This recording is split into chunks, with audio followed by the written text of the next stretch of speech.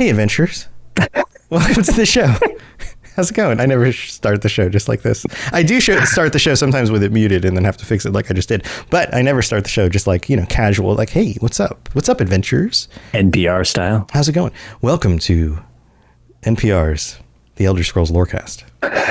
Today, No affiliation. No affiliation. Hey, welcome back, everybody. We're talking about the Elder Scrolls Thieves Guild main story quest today. We're going through some of these other stories, and actually, this one is the one that comes right after the orc one that we did last week. Yeah, so we kind of mentioned that it alludes to where we're going at the end when you see the vision of the prophet, but before they had kind of ironed out their exact cadence of release schedule, which is honestly still kind of changed over the years, and they have a little bit. Yeah. Originally, there was kind of just like a zone DLC thing that would drop, and it gave a little more context, but wasn't directly related to what was prior. Like it wasn't a continuation directly to the story, which they did in the full year seasons that they did for a while, which we'll get into later. This was kind of like, okay, here's your next zone. We're going to cover this. And it still connects and gives you a little more context, but it's kind of like an extended side story. Yes. To where you just ended before you get to the next chapter. Right. And this one and the Dark Brotherhood was a direct response to the fans saying, hey, you dropped a new Elder Scrolls game on us, but where's the Thieves Guild and Dark Brotherhood stuff? Yeah. Because that wasn't part of the staples that everybody comes to expect from the series. Right. So they created DLC just for those. They've got these little mini zones and their own little quest lines and sub quest lines and little dungeons and all sorts of things in them. We're going to be talking about the main story this week, which is a lot easier to do now than in the original one, right, Lotus? Because originally you had to get through like leveling up in the guild in order to unlock the other story quests. Yeah. So one of the things which is something that the main story had a bit of a roadblock. I don't know. It just kind of slowed progression. And this is kind of one of the things that the older style system, which many of you might not even realize existed. We make reference to veteran ranks. Leveling up in the guild is a thing that people kind of like in Elder Scrolls games, where you kind of earn your rank. And we've, the amount of different times we've talked about the different guilds and their ranks and their titles and stuff like that, comes from doing stuff to prove you're worthy. With the Elder Scrolls Online being an MMO, it was kind of really grindy. So just be aware that how this was designed was, yes, you get a story quest, but they will not give you the next main quest to the story until you have enough rank. And unfortunately, with the MMO atmosphere to the game, it was like, okay, grind out these things for reputation, pretty much. Right. Go on these little mini quests on the side, or help the other guild mates, and then you finally rank up and you can do the next quest. Right. And so it is a rep grind. Yeah. And being that it's the Thieves Guild, it was like, now sneak into this location. Okay. Now sneak into this location. Okay. Right. Now go around this palace, avoid all the things, and sneak into another. Pocket this noble or whatever. Yeah. And when you're like me or Arcaneer, you adjusted a little better. You're a little better at the sneak thievery. I'm very loud and not sneaky. So this took kind of like a revamp for my character. Yeah. In order to be able to accomplish this. And you kind of did too, didn't you? Even though you're more prone to it. This was a quest line that I didn't originally play until I had taken a break and come back to the game. And then I got access to this and a bunch of the other stuff. And I think it was a few levels into it, I was like, oh, this is actually hard. I need to be actually good at sneaking, because I wanted to accomplish the quests the way they're supposed to be done and not just fail my way forward or find ways of, like, I don't know, cheesing it or whatever. Cheesing it, yeah. So I was like, okay, well, I need to be sneakier, but how am I going to get sneakier? I could just change my character to a Khajiit. So Arnie the Argonian became Arnie the Khajiit, which doesn't make any sense, but it definitely helped with the sneaking quest. So it helped me get through it. So, and actually, something that I think now that he's said it is a really good point. Here's seen actually from chat. mentions the fact that the Thieves Guild, like when you end game the Thieves Guild to like reunite it to its former glory, like after you've completed it, and you kind of in Skyrim. You're talking about in Skyrim, yes, right. in Elder Scrolls 5 Skyrim, not like the province Skyrim. Right. You kind of just grind the same variation of like, here are 5 radiant quest types. Just keep doing these in different areas. Like, okay, go to this hold and do this many until you get enough rep for it. Basically, imagine if that's how you got the main quest to progress for Thieves Guild. Yeah, it's okay if it's on the back end and you're just looking for more content. It's not so wonderful when it keeps you from getting to the main content. Right. And if you're invested in the stories, which so many people are, I know this was a roadblock originally for a lot of people where it was like, look, I just want to do the Thieves Guild story. I don't want to really do all this MMO grindy stuff. So kind of leaned off that. Right. So in the spirit of this, we're going to keep talking about things other than the details of the main story for most of this episode. Yes, it's only going to be the only going to get to the details in the last 5 minutes, and we're just going to burn through it real fast. Yeah, we're going to just stack enough rep that we can just speed through the entire main quest instantly. Okay, so let's get into the details. We won't put this off anymore, but I think everybody gets the context, right? Yeah. So, all right. So you start with the quest Partners in Crime, and here's our summary for that. You begin by meeting Quinn, young Altmer, who offers a job involving a heist at Fulstrom Homestead to retrieve a relic called the Geovessan Skull. You agree, and together you stealthily infiltrate the homestead, overcoming various guards and traps. And a lot of these quests have like traps and guards you have to avoid and all the typical stuff you would have expected. Very stereotypical Thieves Guildy stuff. Right. After successfully breaking into the treasure room and obtaining the skull, you are ambushed by the Iron Wheel, a law enforcement group. Depending on your actions, you can either surrender and escape imprisonment or fight and escape through the catacombs where you encounter spiders and Draugr. And kind of like on our last episode, these quests still have different ways they can play out depending on which option you choose. Yes, some of this stuff. You'll get some you get quite a few choices in the Thieves Guild, actually. Like they're still pretty into the this or that option going. At this moment, they still haven't phased back off that yet. Right. Once you escape, you meet Walks Softly. I love Walks Softly's name. A member of the Thieves Guild who invites you to Abba's Landing to learn more about the Iron Wheel and join the guild. Upon reaching Abba's Landing, you meet Zira? I forget how that is. I always said Zira, but Zira? I don't remember. Yeah, I can't hear it in my head.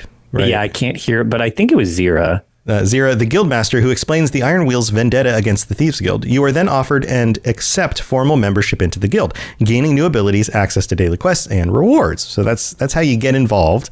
Right. Then we move on to the next quest, Cleaning House. You speak with Zira about the next mission. She suspects a former guild knight, Velsa, of betraying the guild and leading the Iron Wheel to Abba's Landing. Zira asks you to meet her in the flooded district to investigate. When you arrive, an Iron Wheel messenger staggers out, warning of traps. Zira discovers a message on him, revealing that Velsa is the Iron Wheel's next target, not their ally. Disappointed but resolute, Zira sends you to warn Velsa and potentially recruit her back to the guild. You navigate the traps, of course, and Iron Wheel patrols, of course. People with torches walking around. You got to stay outside of the circles. Like visual radius, don't get in this if you're not stealth or they'll see you type of thing. Right. So you avoid those to reach Velsa's villa. There you find her arguing with a Khajiit named Silverclaw, another good name. After warning Velsa of the threat, she agrees to help the guild if you assist Silverclaw in retrieving his stolen warehouse ledger. Following Velsa's instructions, you sneak into the warehouse, distract the overseer with a stink apple, and retrieve the ledger from Silverclaw's office. After narrowly avoiding detection, you return to the Thieves' Den with the ledger. Velsa acknowledges your efforts and, after some banter with Zira, agrees to join the guild. So, the stink apple. Dude, you don't just carry around stink apples for all your diverting needs? Dude, that was my high school nickname. That is super unfortunate. That's a really bad high school nickname. Hey, Stink Apple. Why do you keep calling me Stink Apple? Oh, you don't want to know. Yeah. Oh, man. That is tragic. Don't ever give anyone the nickname of Stink Apple. They will never. No, not unless they ask. Just like an actual Stink Apple, they will never get rid of the name or the smell. That's true. The stink will follow them everywhere. Yeah. All right. So quest number 3 is called The Long Game. Zira plans to investigate Kosh, a merchant lord suspected of taking over the guild's old rackets. She sends you to gather intelligence with Walk Softly at the harbor, where you uncover Captain Avani's possible blackmail of Kosh. After confirming her dealings, you help Quen investigate another dockyard boss, Zolguk. These names are so good. Mm-hmm. Also under Kosh's influence. You then meet Velsa and infiltrate No Shira capital with a disguise obtained from Perseus Locke. Inside, you gather a passphrase and overhear Kosh blackmailing his targets and plotting with Chief Inspector Ronbik to, that's got a Q at the end, by the way, to recover Magnifa Flora's dowry, hoping to make the Iron Wheel leave Hughes Bane. Hughes Bane is we didn't mention this. Hughes Bane is the location that you're in for this. Yes, that is the zone edition for anybody interested. That was the zone this takes place in. Right. After reporting back to Zira with the evidence, she praises your efforts and promises to review the documents to plan the next steps against Kosh. So basically a quest where you have to kind of uncover details about these unscrupulous, is that the word? Merchants? Yeah, sure. Yeah, unscrupulous. Yeah. One of the things I like about this zone is the kind of desert / coastal feel of parts of it. Yeah. So, yeah, for anybody that is unaware, I guess we could kind of just like touch on that real quick. Abba's Landing has a very, it is on the coast, but it's got the desert feel that you get from the Alakir Desert or Bankarai, that type of area. It's very Redguard focused type of setup. But the population seems very diverse. Like you have a lot of people who are sailors and merchants from different places. It feels like a port city. Yeah. But like cosmetically, it gives a very Redguard environment structurally and stuff like that. So, that's just the zone it's in, and we had not seen it until this edition. Right. And it's this little like peninsula right on the like west coast. And it's kind of very small, and it's not actually connected to any of the other zones yet. It seems like it would be around the area that we are predicting Elder Scrolls 6 might be in. Yes, that would be cool. I would love to see this in the 4th era, or whenever they set whatever era we actually get to play Elder Scrolls 6 in. Yeah. In whatever era in our timeline it actually launches. It'll be the end of this next era before we actually get it. 1,000 years from now. Oh no. All right, so the next quest is called A Flawless Plan. Zira aims to finish the guild's mission at Denobia Tomb. That's how you pronounce that. This is primarily Aldenovia. This is primarily a combat mission, especially if you find Perseus Locke before the Iron Wheel. Gear up for battle. Get ready. This one's a fighter. It's not a sneaky. It's gonna do it. It's not a sneaky one. At the Diamond Thimble, you find the shop in chaos and Locke missing. He escapes the Iron Wheel, but fell into die, leaving a trail. Following the colored footprints to the warehouse district gate, where you find Locke hiding. If the Iron Wheel captures him first, you can either abandon him or rescue him from their base near Noshira capital. If you save Locke, you can enter the tomb through a side entrance. If not, you'll find through the Iron Wheel camp. You'll fight through the Iron Wheel camp. Inside, you'll face guardian statues, traps, and a gargoyle before rejoining your party. So you better be able to fight a gargoyle. Which originally was much more challenging. Yeah, back in the day, those things were much more challenging. At this point, all the overworld stuff is just cakewalk. If you have like a max level character. Yeah, I was going to say, assuming you're at least moderately geared, like properly geared or experienced in how the game works. Right. Yeah, that's true. This game is, we've talked about it before, how some people get into the game and they don't realize that like spamming your basic attack isn't the best option. Yes, and that's one of the things I always like to caveat. It's like, yes, the overworld can be very easy. You either need the understanding of the game or know how gear works. Either of those will basically make the overworld very simple for you. But you got to have one or the other. And if you have both, you'll probably just truck everything. Yeah, that's true. That's true. So you can figure out how to bypass Tuwaka's pillars. Speaking about red guards and their faith, Tuwaka, we haven't really talked much about Tuwaka and some of these other red guard deities. Yeah, that's true. That's a good name. I really like Tuwaka. Tuwaka is a great name. Tuwaka. So you solve the pillar puzzle using clues from a journal to open the door to Hunding's Passage, another red guard reference. Name that most Elder Scrolls fans will recognize from many a game. Yeah, and especially gear sets in ESO. Yeah. Hunding is constantly, and he's even got a deck of cards in Tales of Tribute. Right. Yeah. So you follow Zira along a trapped path fighting animated statues. This is Maluk's path, another one of the deities. You collect Tall Papa's ashes, another one of the deities. Then all of them. This is a reference to. This is probably some of the most. I mean, you get Redguard stuff in some of the other zones, but there's a lot right here. Like all. Yeah, no, they did a good job kind of fleshing out some of their I don't know, history. Culture. That's the word I'm looking for. Yeah. Go more with culture, not history. Yeah. So you collect Tall Papa's ashes, then witness a tense argument between Zira and Velsa about past guild failures, which is a little uncomfortable because, nobody likes when their parents fight. And also a theme that you often see in the Thieves Guild. We've mentioned before Dark Brotherhood stuff, which we'll address when we do ESO Dark Brotherhood as opposed to some of the others. But Thieves Guild kind of has a running theme of like incompetent thieving or thieving against your friends. Yeah. I mean, again, it makes sense. Like usually the people who choose the path of thievery are doing so because they're too lazy to do like a legit job. And so you end up with these personalities who are just not the best people to hire. So that's kind of right. All right, but this quest continues. You use the ashes to reveal a magical bridge across a chasm and then defeat another gargoyle guarding the vault. Inside the vault, you defeat Lacade. I think it's Lacade. The Repentant. Lacade the Repentant. We'll just go with that.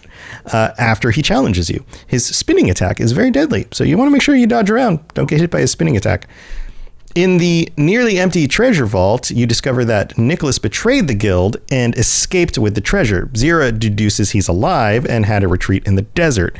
Investigating the retreat where Zira uncovers, and that's where you uncover Nicholas's treasury. And all these names keep popping up, and some of them are just like, oh, that one didn't get mentioned earlier. These are a lot of the individuals that you just run into in the midst of like doing all of those side quests and the other things that you would have one of the things done. That we're doing to try to help condense, just because Orsinium had so many like variations, which we tried to like condense as we could. We're not really addressing all of the. So this is the main quest line. For what it's worth, and we're kind of avoiding like everyone that you're friends with, Velsa, Glenn, all these people. They have little character building quest lines with them. This episode would be it'd be as long as the Thieves Guild quest trying to explain all this stuff, which is not forever. This is not the focus of this. We're going main quest line. So there's a lot of subtext to how these characters have relationships with each other, and some of these other names that it's like, oh, who is that person? It's not really, they're not mission critical. So that's kind of why we're really not focusing on that. We do suggest you play through the Thieves Guild if you play ESO. It's very good. Yeah, and take time to try and do those other side quests, even in between the main quests, or even just talk to the other character. That's one of the other things that happens is you go to the hideout and you see all these people walking around, and you can have conversations with each of them. And then by doing that, naturally, you would get to know, okay, this is who this is. This is who this is. This person said this comment about this other person, so they must have some sort of relationship or whatever. And it kind of fills it out. So yeah, and it does help. I mean, it's strongly encouraged to do that because by doing these, you also get that reputation that we were talking about. So it makes it so it's less grindy for like repeatables by doing those. So it's kind of like encourage you to do those, but you don't have to either. So like that, they're a lot more optional.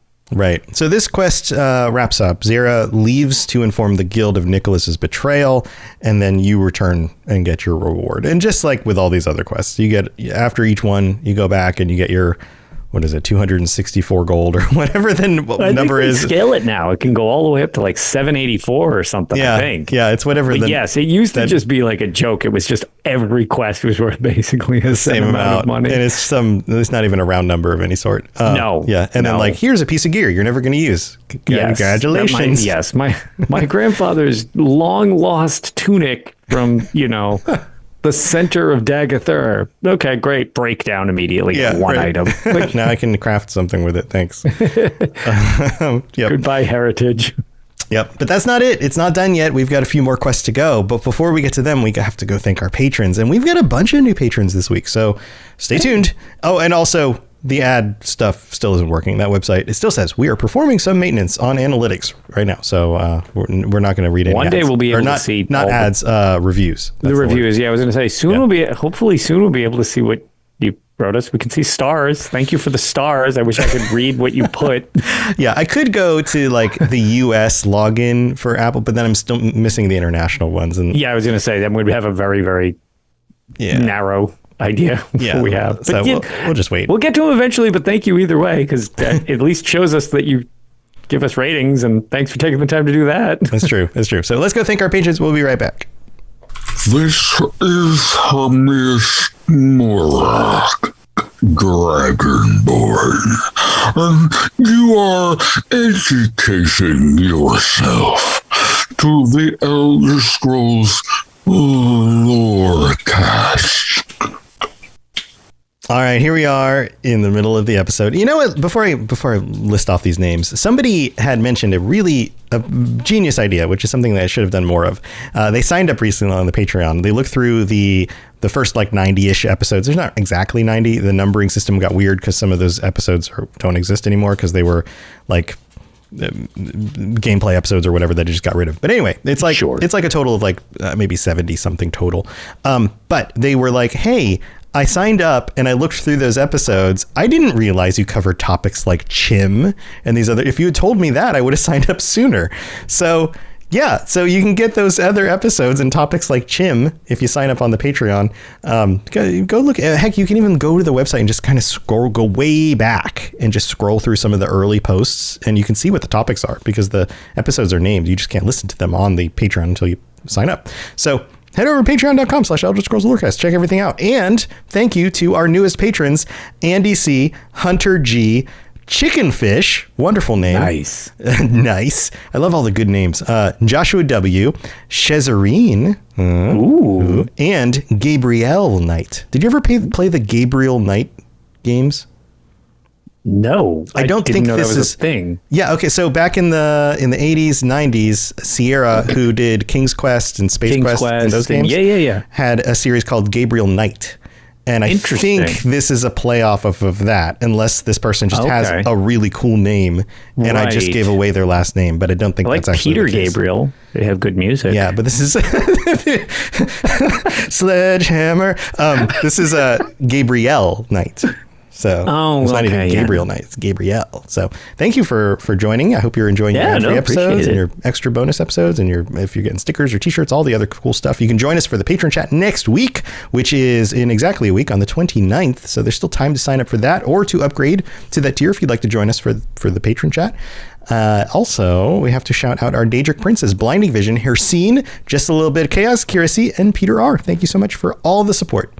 You guys appreciate you. Yeah, and as I said before, we don't have our reviews up because the site I used to look at them is still updating. I might have to cancel my subscription site. I'm not going to call them out by name, but get your stuff together. Come on. I pay for this. What are we paying for? I pay for this functionality, and it's been a week. It just feel like the Patreon just being perpetually down and saying we're working on it. Yeah, weird. Here's what you all should do is just leave a bunch of 5-star reviews so I get inundated with them like next week, and we'll spend a whole episode just reading reviews. That's just a joke. We would still spread it out, but that would be a lot of fun to see. But thank you everybody for the support. All right, let's move on with the rest of the show. Here we go. You're listening to the Elder Scrolls Lorecast, dear child of cities. That is why the Night Mother loves you. I like the comments in chat. Yes, thank you, everybody. And also, welcome to the new people who are hanging out. All right, so let's move on with the quest. We get to the next quest. This is the second to last one for the main story, and it is called Forever Hold Your Peace, which is what you have to do when you're on a long car ride and you can't take a pit stop. That's forever holding your pee. Oh, different. That's Close. Different. Close. I've been calling it the wrong thing all this time. Yeah, there's more letters. So when my old coworkers, when I would say, hold on, guys, I'll be right back. I have to go peace. Yeah, They didn't. no, they probably... They were like, okay, peace. Bye. Yeah, no, they kept a file on you, Tom. It's Cool. fine. Oh, that's why I no longer work there. All right, so this is how this quest goes. Zero revealed that Kosh, under Nicholas's influence, is set to marry Magnifica Philora. What a good name. That's a good Magnifica. name. There's a lot of good names in this. Yeah. I kind of forgot some of the great, just like what over the top names some of these people have. They're very good. Yeah, somebody should sign up on the Patreon as Magnifica Philora. That'd be cool. Philora. She plans to disrupt the wedding by exposing Nicholas's identity. If I had finished that sentence a little bit earlier, that would have been a completely different thing. You don't want to expose Nicholas. You just want to expose his identity. I feel like these very peculiar pauses and statements are changing the entire meaning of the story. It's funny. It's funny how words work. So it moves on.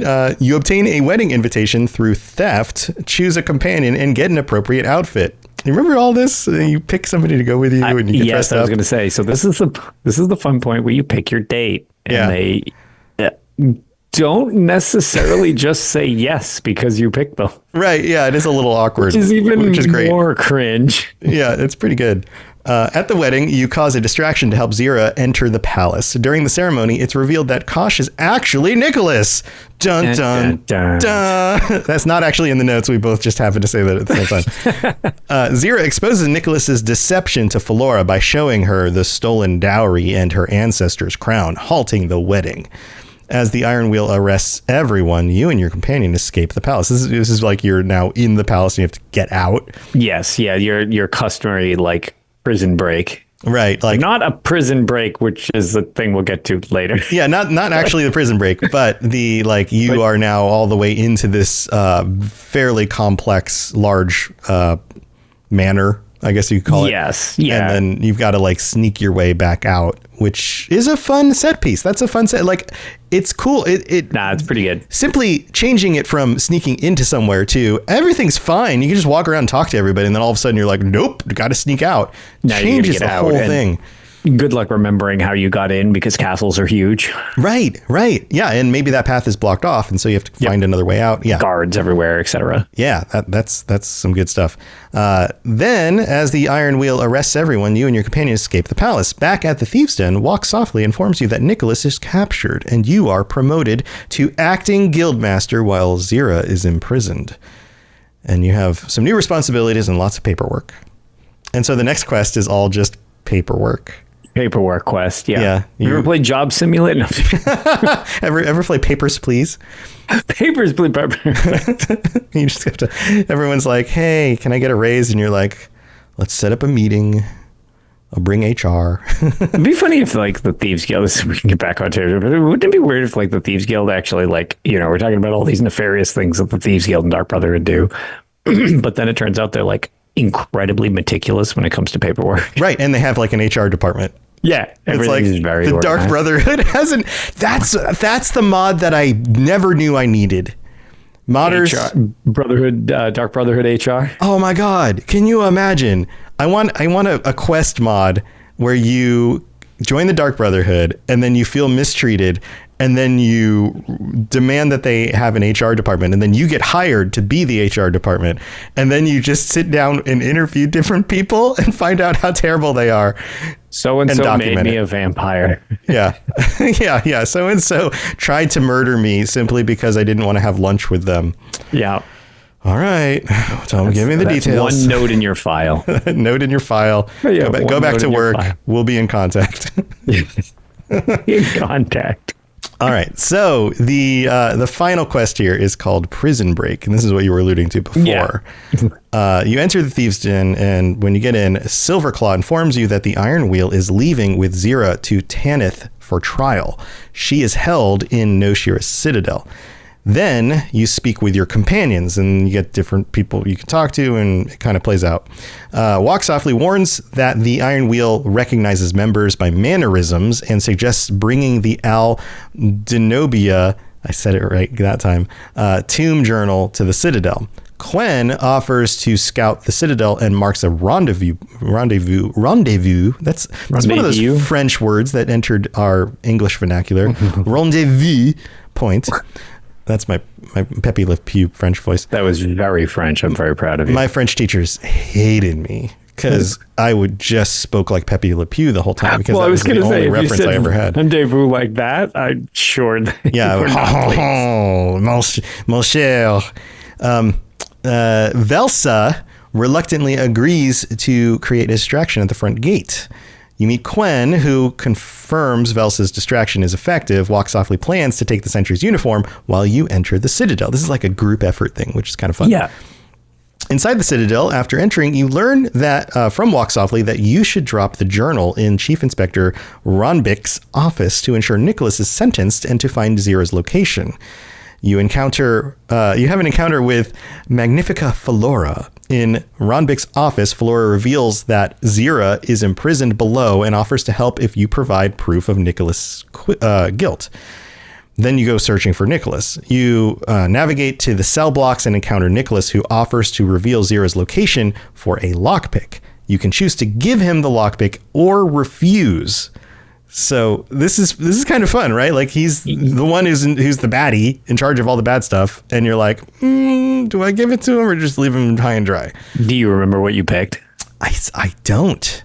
I think I probably refused. I 100% refused. It was like, time to die in here. See you later. I was like, I'll figure it out myself. Yeah, sorry, no, bye, thanks. Yeah, no, I don't do well with betrayal. So I was like, nah, I'm going to figure out where this is on my own. You stay in here. Hercene says the next ESO story I should tell should just be in French. Entirely. I took 4 total years of French, and I can only talk about fish and cheese and putting them on my head. Well, that's all I can say. Since all Bretons in ESO seem to have very French names, you could just save it for a Breton-based episode. That's what I need to do with my next playthrough, is create a Breton character and then on stream just say everything with a French accent. Beautiful. Right. His name will be Jean Valjean. Which not even slightly offensive. Well, I mean, he's the character from Les Mis. He's the guy from Les Mis. Oh, I was just thinking with the accent incoming. Yeah. Well, I mean, it's French, right? He's Jean Valjean, right? And I always thought that name was so weird because it's like the same name twice. Yeah, it's just like repeated. Yeah, it's like, yeah. Anyway, I worked with a guy named Johnny Johnson. Wow. Yep. That's rough. Yep. He was a sales guy. I'm sure you probably would have just guessed that because. Yeah. Yep. Anyway, so you leave. You don't give Nicholas the lockpick, and you let him. Yeah. In my case, I told him to rot. Yeah. You just totally leave him in there and let him rot. And then you go to locate Zira. If you give Nicholas the lockpick, he reveals Zira's location. If you refuse, you must retrieve transfer papers from the warden's office. So you end up having to do another little quest. Then, after finding Zira's location, you confront Chief Inspector Ronbik, who is then locked out by Velsa. You unlock Zira's cell, and she expresses her eagerness to return to the Thieves' Den. And then it concludes back at the Thieves' Den, where Zira informs you that the Iron Wheel is no longer a threat, and she plans to explore opportunities with Flora, and it completes the quest. And so, you stop the Iron Wheel. And stop the Iron Wheel, and you kind of like bust up another in-house betrayal. Yeah, right. So, we've got more French in the chat too. So I'll try and do that later. That's way fancier than I'm capable of. Words like bibliothèque, which means library. See, I did real good in school. Je suis enchanté. Où est la bibliothèque? Beautiful. Voilà mon passeport. All of the French listeners are disgusted. Oh, they're like, that is the worst accent ever. Just all thumbs down. Stop. 1 star. Love the show. Hate the French accent. So, all right. So that wraps up our quest. Any thoughts on this quest, Lotus? No, so this is one of the things. It's funny to call it stereotypical because it's kind of not. But there's like a how can I put it? There's like a theme that always kind of, not always, but oftentimes kind of flows with a thieves guild, where it's just like, there's somebody almost who just feels like they're above the rest of the guild. So it's like, okay, you know what? I'm gonna make my play for kind of like getting around the rest of the guild.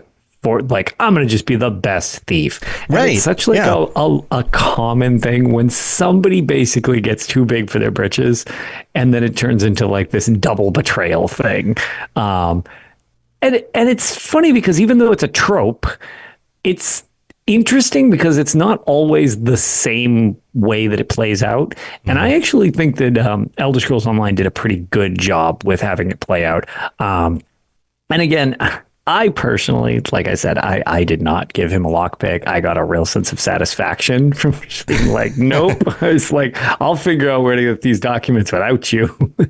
Nice. Yeah, I'm pretty sure I did that too. And it was like, if I just have to do one more sneak mission, this is totally worth it. So, like, not right, mission, that was but my thought. There's an extra quest step because it's like, okay, well, you're not going to tell me where she is. I got to find some way to get there. Yeah, so if that's fine, I can still do it. So screw you, buddy. Right. Yeah. Especially because I will have a map marker. Right, and there's complexities with these different characters and their motivations, and then like the whole twist at the end with like, oh, these are actually the same people, and like all of that. Right, and to be fair, this was another one. We've seen a couple of these characters return later on through the 10 years of Elder Scrolls Online, but good cast. We had joked about some of the names being really good, but like a lot of the cast was actually like pretty memorable. And I actually enjoyed doing their side quests to get their stories and stuff like that because they're relatively fleshed out. They give them a pretty decent backstory and stuff like that. So I definitely recommend, if you're an Elder Scrolls Online player, don't skip this zone. It's not a very big zone, and you are mostly condensed to that zone. And if you don't mind the grindy bit, that's really the only hold up to the Thieves Guild. But it's even optional now. Like you don't have to do it. I was going to say, I think that, because they modified how rep works for those and stuff like that. So it's like, so it's definitely much easier now. So it's certainly worth a play, and it's a pretty solid addition that follows in the traditional style footsteps of a Thieves Guild quest line. So you kind of get that like connection to how they play out, but with the Elder Scrolls Online twist. My tip would be, if you are somebody who hasn't done all the content before, and let's say you're even a new player, jump in, choose whatever quest line you want to start with. I would recommend the main one, which we detailed a few weeks ago, but go through that. And then once you get to the place where you're like, okay, now I need to pick another zone, or I need to kind of continue this main quest or whatever, whenever you feel like taking a break from that quest line or from moving on to the next quest line, go do some Thieves Guild stuff. Go sneak around, kind of play with those mechanics, knock out a quest or two. And then once that starts to feel a little redundant, you're like, okay, I get the sneaking thing. I'm ready for something else. Go start another story and then get through either part of that story or the whole story, and then come back and then do a few more quests. By then you'll kind of have refreshed your palette, and then you're like, oh yeah, what happened with the rest of the story? Okay. And then do the next thing. That tends to, like, every time I play things in that form, I find that I find Thieves Guild and Dark Brotherhood quests in ESO more enjoyable because I dole them out in little pieces. It's like have a meal and then have some dessert, and then have another meal and then have some dessert. Like, treat these as little pieces of dessert. If you ate a bunch of dessert all together, you would throw up, right? But like, you feel sick to your stomach. It's too much of that like wacky stabby people in the back or sneak around and steal things stuff. But if you spread it out, I find that it actually becomes one of those things I look forward to, because I'm like, okay, when I'm done with this other zone story, I'm going to jump back over here and do some more of this. Also, since you generally are working in the underworld with the whole, Thieves Guild or Dark Brotherhood, you have these nefarious guilds that you're working with. If you don't, again, I know a lot of people have some pretty advanced role play they like to do and fit their character into certain parameters. However, if one, you don't mind the criminal aspect to it if you're doing this, or two, you just play things like more gamey, less role play style, or you're just morally bankrupt and really love. Or you're just totally morally bankrupt like me. You just really love sneaking and stealing and killing. One thing that I found find that makes it easier to do, now you won't get the same degree of credit because the Thieves Guild kind of looks down on this, but it streamlines doing stuff. If you start the Dark Brotherhood, you get this special skill called the Blade of Woe. Yes. Where if you're already in stealth mode, you have a chance for an insta-kill.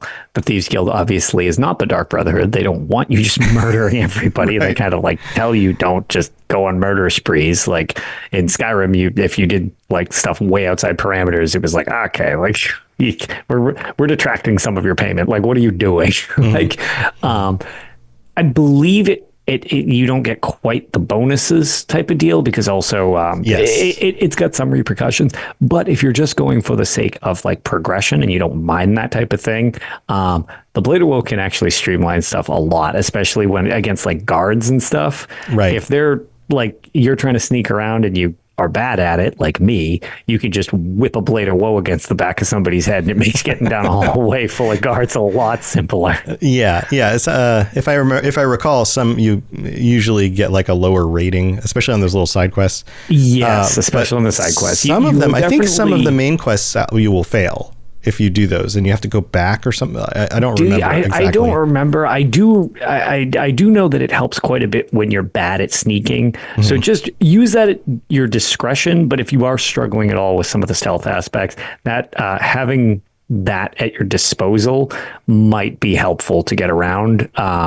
especially because you get it pretty quickly in the Dark Brotherhood quest line. It's like really fast. They give you the Blade of Woe. Yes. It's like one quest in. Right. Yeah, and any human, not human, but any person, elf, human, orc, any of that, they go down real fast with the Blade of Woe. And Joey in chat says, I pickpocket NPCs, then assassinate them, and then loot them again. Yes. Double dipping. This is going to be, okay, so this is just one last really gamey thing. Less lore stuff. This is just straight up gaminess. When I do my larceny achievements for areas, it's for selling off 20,000 gold worth of stolen products to a fence in a specific region's area. You get an achievement, blah, blah, blah. Okay, whatever. The thing is, if you're ever short on cash and need to pickpocket or find stuff to fence, if you sneak up behind somebody, you can pickpocket them twice and then Blade of Woe them, and it allows you to loot their body. So that gives you 3 things, and it eliminates the step of basically you get 3 pickpockets. They have 3 items at max. Wow. So you do 2 pickpockets, then a murder, and then it will allow their NPC to eventually respawn without the added step of pickpocketing 3 times, and then they either just don't have anything anymore, or you need to take an extra step to kill them. So just a little bit of advice if you're a psychopath. Yeah, if you're a psychopath, if you don't have a soul, then that seems like an optimal way to go about things. Yeah, triple. Hey, I'm the vestige. They took my soul. They knew what they were getting into. You don't have soul anyway. All right, there you go. They know what they did. Yeah. All right. So before we do the wrap up, let's do the random page. I remembered it this time. Hercine's going to be so proud. All right. So random page on the UESP. I hit the button and we got Otha Rirniel. R-I-R-N-I-E-L. Rirniel?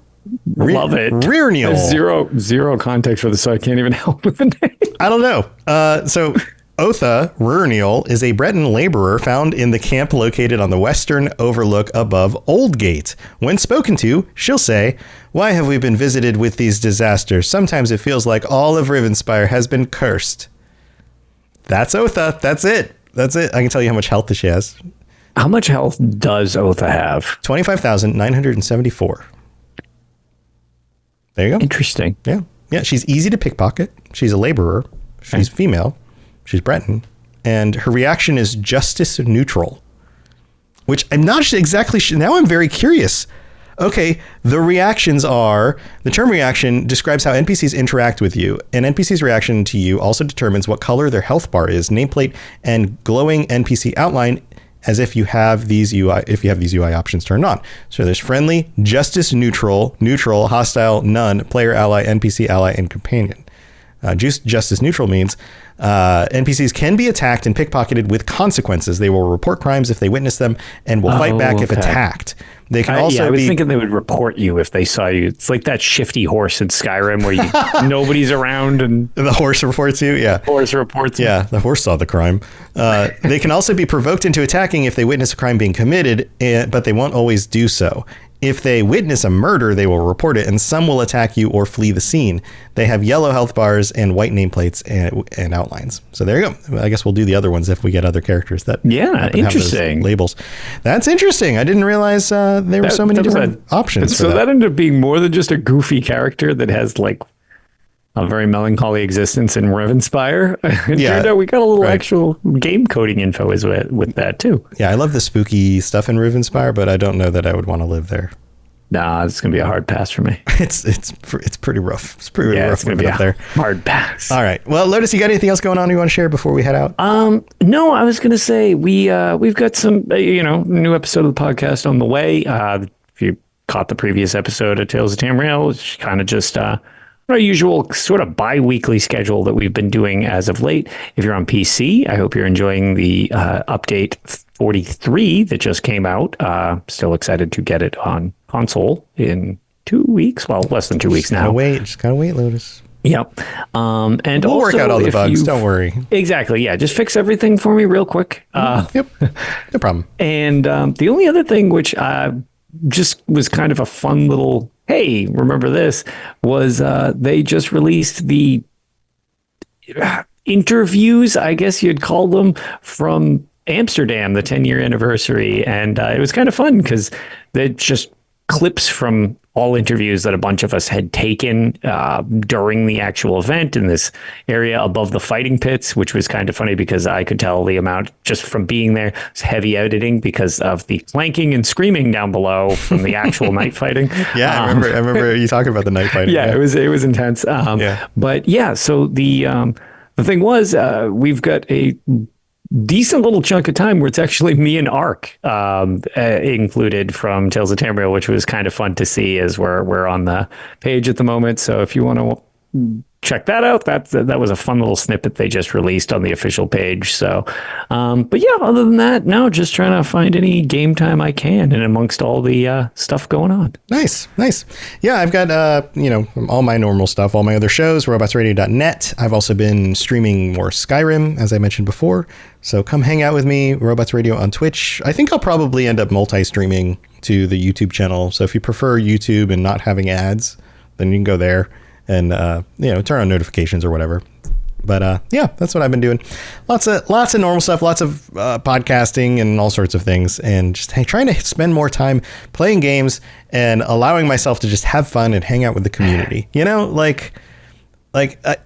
I take things too seriously, and I want to keep my head down and just like knocking out work and coming up with new projects and things like that. But really, the thing that would make my life better is just spending more time with people and having fun.